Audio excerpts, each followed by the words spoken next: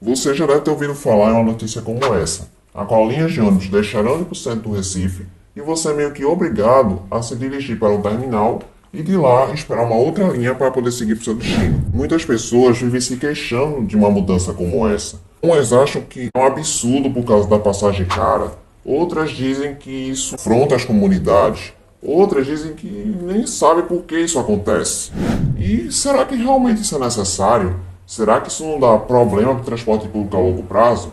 Prazer, eu sou o João do canal Transporte Recifense e hoje eu vou te explicar como que funciona o Sistema Estrutural Integrado e por que ao longo do tempo ele está sendo tão desvalorizado no Recife.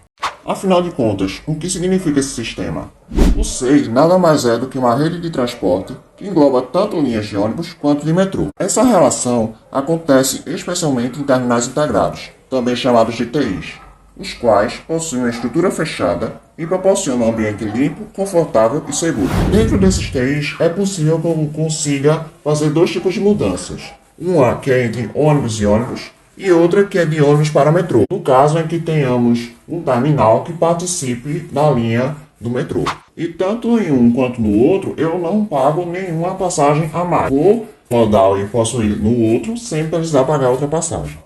Além disso, o SEI também veio com a proposta de trazer vários benefícios tanto para quem utiliza quanto para quem o administra, como opções diversas de deslocamento, redução de custos, racionalização, ou também chamada de simplificação de linhas, e agilidade no deslocamento através de intervalos menores das linhas troncais. Mas é válido ressaltar que isso só é possível através de reuniões com os líderes comunitários, prefeituras e empresas operadoras, além do Grande Recife Consórcio de Transporte, o órgão responsável pela gestão do sistema. Mas, João, você citou a tal de linha troncal. O que significa isso? Essa é uma das 5 classificações que uma linha de ônibus do SEI pode receber. A primeira se chama alimentadora e ela é responsável por transportar os passageiros dos bairros até o terminal mais próximo. É representada pela cor amarela. A segunda é a perimetral, que passa majoritariamente por vias perimetrais, que são corredores que ligam a zona norte do Recife à zona sul de forma direta, como as rodovias BR-101 e PE15. E esse tipo de linha pode ou não fazer ligações entre dois terminais, que é representada pela cor vermelha. A terceira é a interterminal, que leva os usuários de um terminal integrado para outro. Esta pode passar tanto por uma parte dos corredores quanto por dentro de bairros, e é representada pela cor verde. A quarta é a circular, que trafega por uma determinada área, a qual não se enquadra diretamente nos exemplos anteriores, como shoppings, centros comerciais em geral e regiões do entorno do TI, e ela é representada pela cor branca. A última é a troncal, feita exclusivamente para transportar os passageiros do TI para o centro do Recife. E essa nomenclatura ela é utilizada para não confundir com o termo radial, que é utilizado também no Sistema Integrado Complementar, SIC, qual comentarei sobre ele em outro vídeo. Esse tipo de linha é representado pela cor azul, assim como as outras fazem parte da bandeira de Pernambuco. E que não se lembra do tempo em que as pessoas pegavam seus ônibus pela cor. Se você estiver gostando do vídeo até aqui, não esqueça de deixar o seu like para fortalecer o canal. Como podemos ver até aqui, a teoria parece ser muito organizada e eficiente, mas na prática, infelizmente, não acontece dessa forma. A soma de diversos problemas fizeram com que o SEI se desvalorizasse com o tempo e chegasse ao ponto de ser empurrado com a barriga sem ter nenhuma perspectiva de melhora. O primeiro é o mau planejamento dos TIs. Ao mesmo tempo em que temos regiões que são isoladas por não terem um terminal próximo, como a Avenida Norte, temos terminais que também não conseguem cumprir com as suas funções, como o TI Cosme e Damião. Construído em meio a uma região sem vias perimetrais e radiais, o TI Cosme se torna incapaz de receber novas linhas. O bairro do Viana, que se localiza ao lado do terminal, pediu em 2022 para que a alimentadora do bairro deixasse de trafegar pelo TI Cosme e passasse a circular pelo TI Camaragibe, alegando que essa mudança seria benéfica para a comunidade, o que de fato se concretizou ao longo do tempo. Após esse ocorrido, o TI Cosme passou a ter apenas uma única linha alimentadora, a qual circula pelo bairro com o mesmo nome, além do metrô da linha Centro e uma linha especial para a Arena de Pernambuco, a qual só opera quando há evento no estádio. O péssimo planejamento do TI já demonstrava isso, mas o tempo deixou nítido que esse terminal seria mais um fracasso.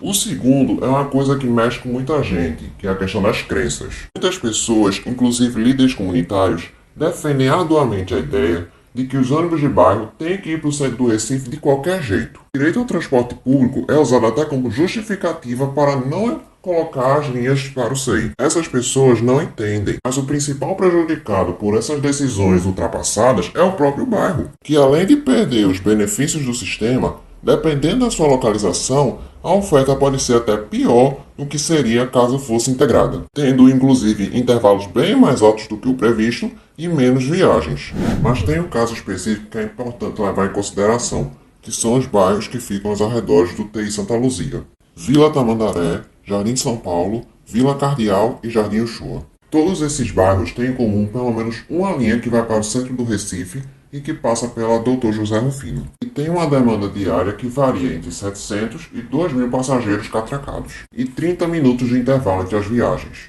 Todas essas linhas, representadas pelos números 211, 212, 221 e 222, estavam programadas a entrar no TI Santa Luzia de acordo com o edital da licitação passada de 2013. E no lugar delas seria criada uma linha troncal denominada como 215 TI Santa Luzia Centro, a qual faria todo o restante no trajeto das 4 linhas até o Cais Santa Rita.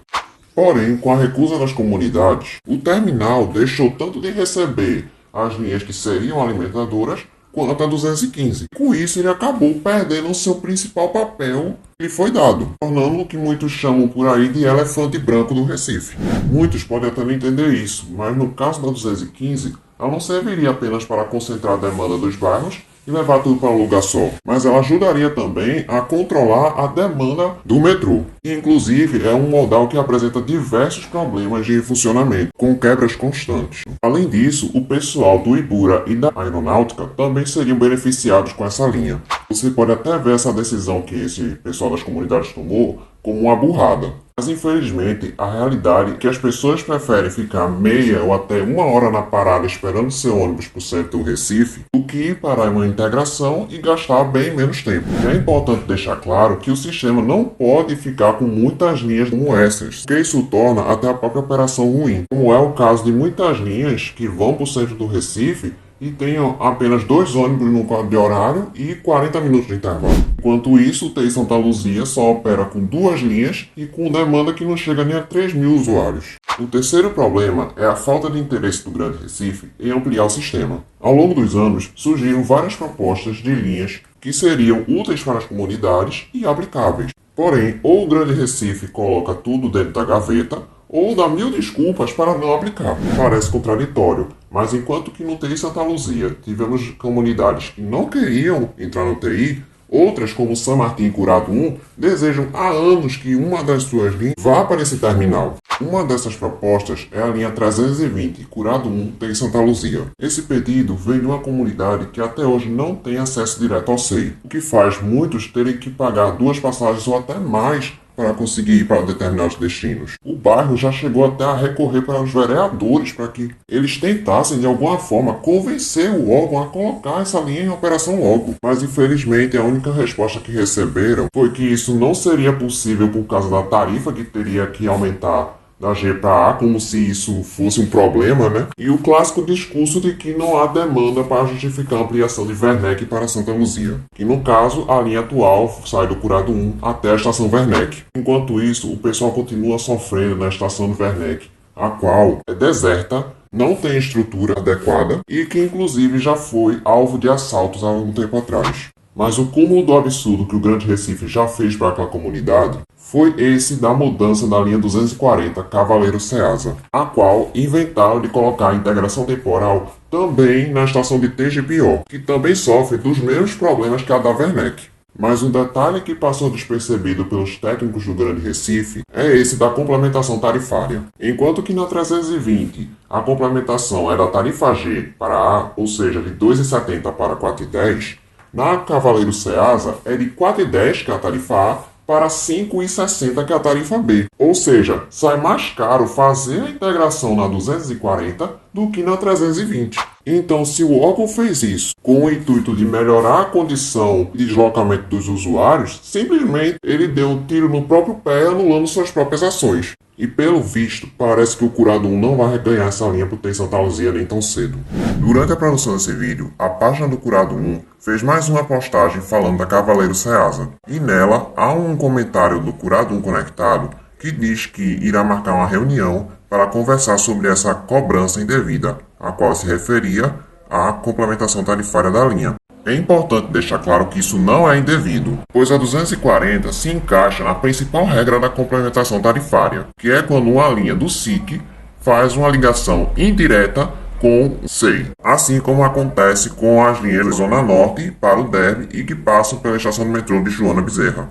Então, na verdade, não é para fazer uma reunião pedindo para tirar a complementação da linha, porque isso não faz sentido algum. O que você poderia fazer ao invés disso seria pedir para que a linha passasse da tarifa A para a tarifa G, porque aí nesse caso ela ficaria igual a 320. Ela ficaria com a tarifa G, teria a complementação de 1,40, que dava o valor da tarifa A, que é 4,10. Agora, para isso eu te desejo sorte, porque a gente já sabe como é que funciona o Grande Recife e a chance disso acontecer é mínima. A próxima é a da linha 412, TI Santa Luzia, TI Getúlio Vargas. Essa é uma proposta que vem se arrastando desde 2018 com a criação do TI Getúlio Vargas, como mostra esse ofício. Essa linha seria uma ampliação da atual 412 San Martín TI Getúlio Vargas, e que garantiria à população o acesso ao metrô e principalmente a Afogados, que é o destino final de muita gente. E assim como a 320, o Grande Recife também deu várias desculpas para não colocar em prática, como baixa demanda e inviabilidade. Mas de uns anos para cá, os técnicos parecem dar uma pista de um possível início de operação da linha, a qual diziam eles que a linha poderia operar a partir de março junto com a licitação dos lotes. Porém, isso não é certo. Enquanto isso, o bairro segue sem ligação para Afogados, o que antes era possível com a não integração da linha São Martin Getúlio Vargas, a qual antes iria para Largo da Paz e Afogados. O quarto problema é a falta de estrutura nos terminais. Em tese, um terminal integrado deveria ser construído seguindo os seguintes critérios: quantidade de passageiros, quantidade de ônibus e quantidade máxima de linhas, além de uma estocagem grande o suficiente para comportar todos os ônibus. Porém, na prática, não é bem isso que acontece em alguns terminais aqui do Recife. Um deles é o TI Caxangá, inaugurado em 2008, hoje conta com 9 linhas de ônibus, sendo uma de BRT, e conta com uma estrutura em formato de U invertido e uma largura maior, próximo ao portão de saída, a qual torna o espaço destinado para a estocagem dos veículos. Por ser pequeno em questão de comprimento, e uma quantidade massiva de ônibus, acaba que a circulação dentro do TI, e inclusive fora dele, fiquem comprometidas, principalmente no horário de pico. Além disso, linhas como Cosme Damião de Caxangá, Tabatinga de Caxangá e Curado 2 Caxangá não tinham sido programadas inicialmente para integrar nesse terminal, mas sim no da quarta perimetral, também chamada como TI-CDU. Porém, no caso das linhas de Tabatinga e de Cosme Damião, elas foram transferidas provisoriamente para o TI Caxangá por ser mais próximo em relação aos bairros, e ficou assim até hoje. Já a linha do Curado opera no TI Caxangá desde sempre, mas o motivo de transferir ela para o TI-CDU é também por causa da proximidade, já que a linha acessa o corredor da Caxangá através da BR-101. Então, levando em conta todas as questões abordadas aqui, temos cerca de aproximadamente 20 veículos que estão operando em uma área que não foi exatamente destinada para eles, o que gera um sobrecarregamento do terminal, tanto em questão de ônibus quanto em questão de passageiros. É claro que é importante destacarmos aqui que com desativação em massa dos articulados, a quantidade de ônibus menores também está aumentando, proporcionalmente, travando ainda mais esse quadro. Infelizmente, não há um planejamento para criar um novo TI Caxangá, que pelo menos comportasse a quantidade de linhas de ônibus. O próximo é o TI Joana Bezerra.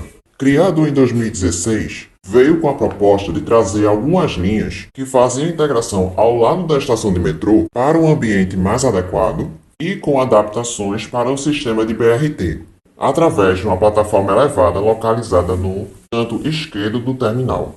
Essa plataforma seria utilizada tanto pelas linhas do Corredor Leste-Oeste quanto do Norte-Sul, como as linhas Pelópida Joana Bezerra, PE15 Joana Bezerra e CDU Joana Bezerra, que há algum tempo atrás estava programada para a Camaragibe Derby integrar em Joana Bezerra, o que não aconteceu por causa da alta demanda que teve após a racionalização de linhas na Caxangá. Mas para isso, a Avenida Agamenon Magalhães também deveria ter sido adaptada para receber os BRTs, o que não aconteceu. Então essas linhas citadas de BRT acabaram sendo transferidas, entre aspas, para a parte de dentro do TI, a qual é composta também por uma igual TI Caxangá, porém com estocagem no meio, a qual contém espaços para abrigar ônibus separadamente. Então, nesse caso, aconteceu o mesmo problema que no TI Caxangá, ou seja, o TI opera com a quantidade de ônibus maior do que o planejado para uma determinada área, o que também gera tumulto e retenção de ônibus. E esse sobrecarregamento dos terminais é o principal motivo de não termos linhas novas que não só seriam úteis para a população, como também já foram pedidas várias vezes, como Xambá Macaxeira, TI Macaxeira tem Joana Bezerra e TI Rio Doce tem Joana Bezerra. Mas, João, mesmo com todos esses problemas, o C ainda tem solução? Por incrível que pareça, sim. Mas para isso precisaríamos de profissionais competentes, investimentos corretos e comunicação mais eficiente entre Grande Recife e população, a fim de deixar o sistema mais compreensível. Esse é um de uma série de vídeos em que gravo toda a parte técnica que está por trás do transporte público de Recife. E se você gosta desse tipo de conteúdo e não quer perder nenhuma notificação sobre essa série, te aconselho a apertar no botão de inscreva-se e ativar o sininho. E lembre-se, uma ideia boa em mãos erradas pode se tornar desastrosa. Pela sua atenção, meu muito obrigado.